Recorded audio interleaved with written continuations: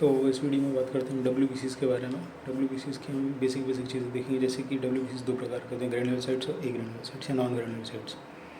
Granulocytes जिनमें कि granules present होते हैं, स्पेसिफिक ग्रेन्यूल्स प्रेजेंट होते हैं, और एग्रेन्युलोसाइट्स जिनमें स्पेसिफिक ग्रेन्यूल्स प्रेजेंट नहीं होते लेकिन प्राइमरी ग्रेन्यूल्स प्रेजेंट होते हैं।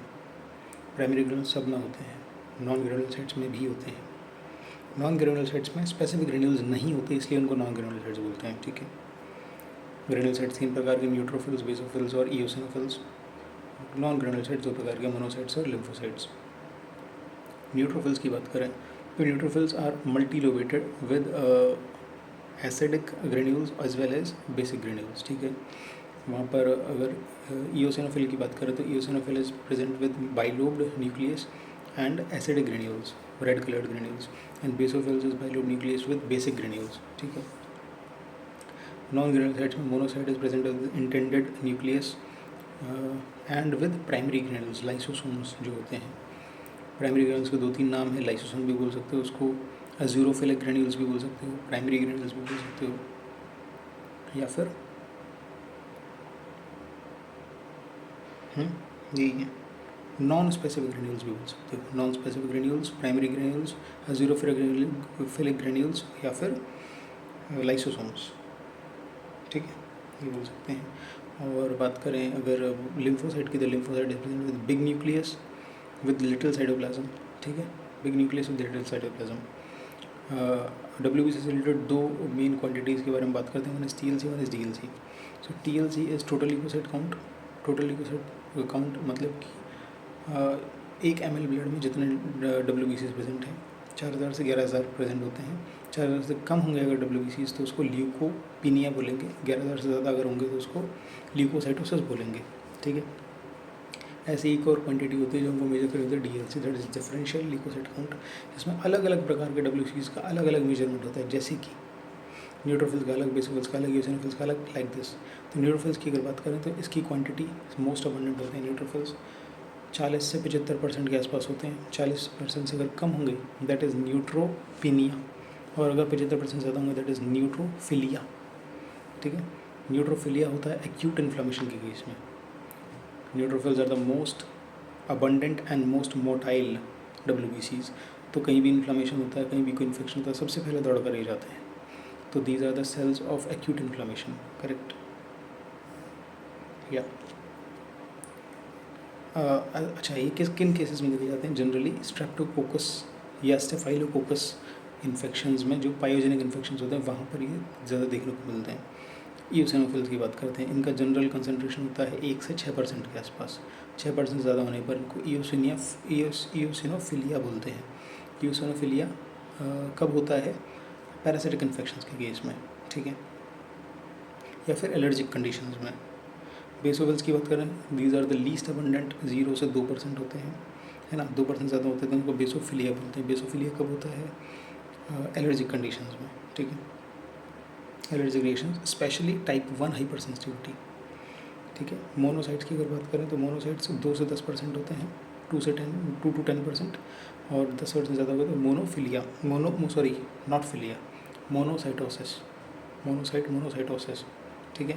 मोनोसाइटोसिस कब होता है? क्रोनिक इन्फ्लामेशन के केस में, क्रोनिक इन्फेक्शंस के केस में। ठीक है, फॉर एग्जांपल ट्यूबरकुलोसिस, बिल्कुल। और लिम्फोसाइट्स का अगर नंबर बढ़ जाता है, जनरल कंसंट्रेशन की 15 से 40% होती है, और अगर ज़्यादा तो धीरे धीरे लिम्फोसाइटोसिस, करेक्ट। और लिम्फोसाइटोसिस होता है वायरल इन्फेक्शन के केस में, करेक्ट। अब हम बात करते हैं जनरल ग्रेन्युलोपोइसिस की, मतलब ग्रेन्युलोसाइट्स बनते कैसे हैं। तो देखो, आपको पता है कि प्लूरिपोटेंट सेल एक होती है, उसके बाद में 2 लाइन चली जाती है, one is multi myeloid stem cell and lymphoid stem cell. Lymphoid stem cell से T लिम्फोसाइट्स, B लिम्फोसाइट्स से नेचुरल किलर सेल्स बनते हैं, जबकि माइलॉइड स्टेम सेल से 3 सीरीज अलग से निकलती हैं, erythroid series, basophilic series and megakaryocytic series. Then other is granulocytic and monocytic series, and other is eosinophilic series. तो यहाँ से हम बीच वाली सीरीज़ की बात करते हैं, that is granulocyte monocyte series.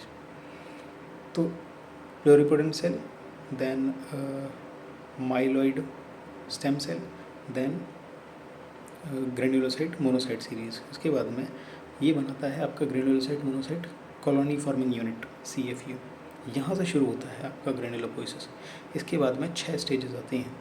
The first stage is myeloblast, then promyelocyte, then myelocyte, myeloblast, promyelocyte, myelocyte, metamyelocyte, stab cells और band cells, and then the mature granulocyte. ठीक है, तो हाँ, जो माइलोब्लास्ट होता है, माइलोब्लास्ट की अगर प्रॉपर्टीज़ की बात करें, माइलोब्लास्ट की प्रॉपर्टीज़ होती हैं the nucleus is very much euchromatin, carrying euchromatin. कोई उस वक्त उसके पास में कोई भी ग्रेन्यूल्स नहीं होते, और उसके न्यूक्लियस में न्यूक्लियोलाई की संख्या काफ़ी ज़्यादा होती है। When it is converted to pre myelocyte, तो प्री माइलोसाइट्स में प्राइमरी ग्रेन्यूल्स दिखने लग जाते हैं।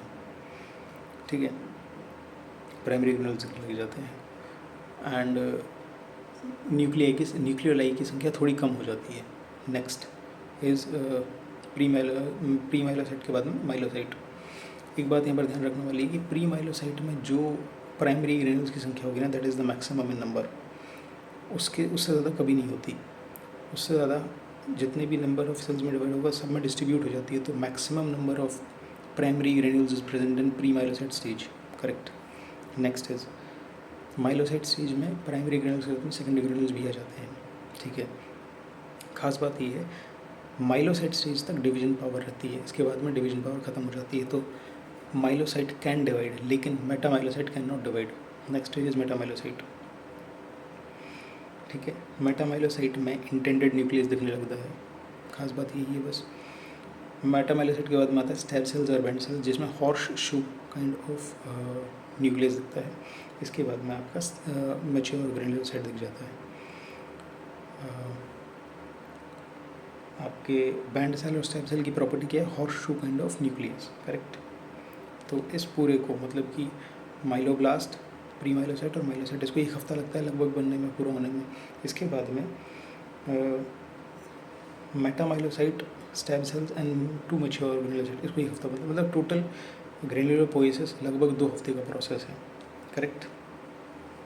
अच्छा, एक चीज़ और बताएं कि pluripotent stem cell, then myeloid stem cell and then myeloid stem cell से GM granulocyte monocyte colony forming unit, myelocyte stem cell से कॉलोनी फॉर्मिंग यूनिट को प्रमोट करने वाले 2-3 फैक्टर होते हैं, जिसमें interleukin 3 is very important factor which promotes the formation of colony forming unit from myelocyte stem cell, and one is that is colony stimulating factor GM। ठीक है, that helps in formation of CFU GM। Colony forming unit granulocyte monocyte से बनती है colony forming unit granulocyte. इसमें colony stimulating factor G is very important. यहाँ तक बात समझ में आई? ठीक है, तो इसके बाद में 1-2 बातें और हैं, जैसे कि फर्स्ट ऑफ ऑल जितने भी न्यूट्रोफिल्स जो हैं वो आपके ब्लड में जितने तैर रहे होते हैं, this is known as circulating pool. इसके अलावा कुछ न्यूट्रोफिल्स जो हैं वो ब्लड वेसल्स के साथ में भी लगे होते हैं, that is known as marginal pool. और इसके 5 गुना ज़्यादा आपके बोन मैरो के अंदर होते हैं, that is about to jump into the circulation. उनको जब ज़रूरत पड़ती है तब they can jump into the circulation. तो जब इन्फेक्शन होता है तो अचानक से न्यूट्रोफिलिया हो जाता है, वो इसी वजह से होता है कि जो रेस्टिंग या मार्जिनल पूल जो होते हैं या बोन मैरो वाले न्यूट्रोफिल्स होते हैं, they jump into the circulation, they results in the neutrophilia. ठीक है, अगर नॉर्मल बात करें तो न्यूट्रोफिल सर्कुलेशन में लगभग 6-7 घंटे 8 घंटे रहता है लगभग। उसके बाद में they rest in the tissue, they invade in the tissue and they go there for about 1 day. Okay, and after that they jump from GIT mucosa into the GIT lumen and pass out through the fecus. So this was all about neutrophils.